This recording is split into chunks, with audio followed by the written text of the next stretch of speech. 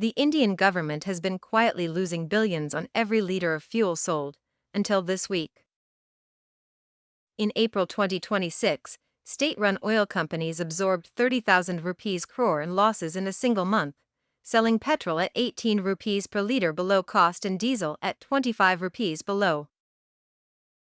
They did this because retail fuel prices had been frozen since April 2022, for years of holding the line while global crude markets swung wildly. Then crude oil crossed $100 a barrel, and the fiction collapsed. This wasn't a subsidy in the traditional sense. The government didn't write checks.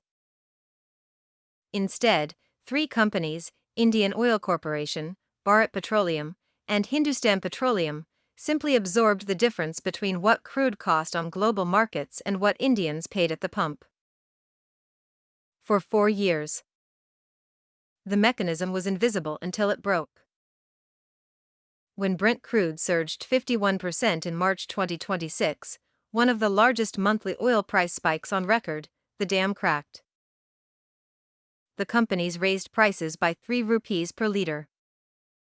Then, less than a week later, they raised them again by 90 paise.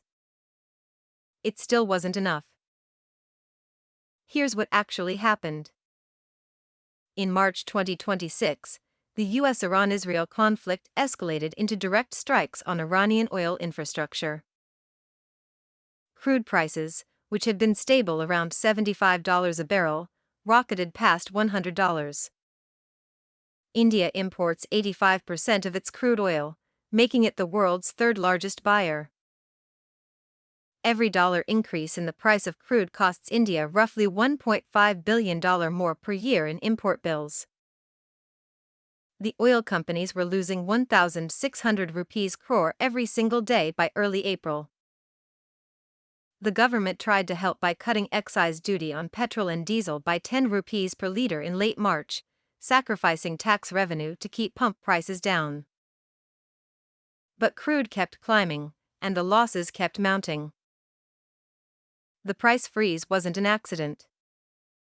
It started in April 2022, just as global crude prices spiked after Russia invaded Ukraine.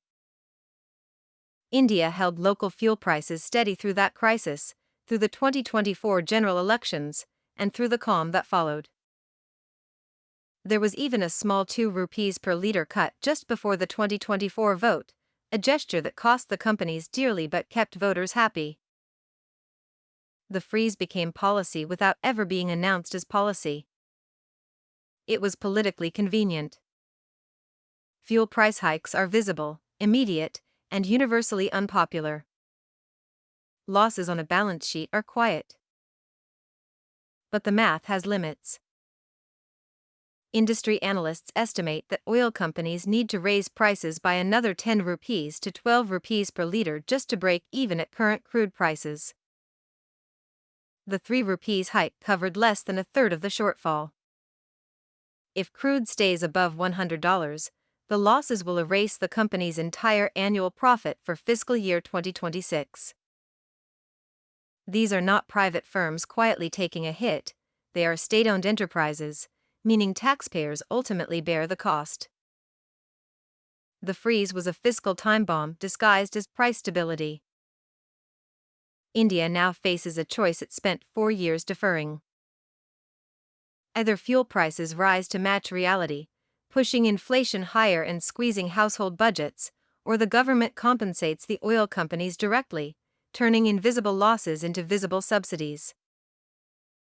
Both options are politically painful.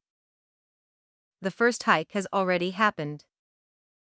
The second came within days. The question now is whether this is the beginning of a steady climb, or whether another freeze is coming, and how long the companies can survive it if it does.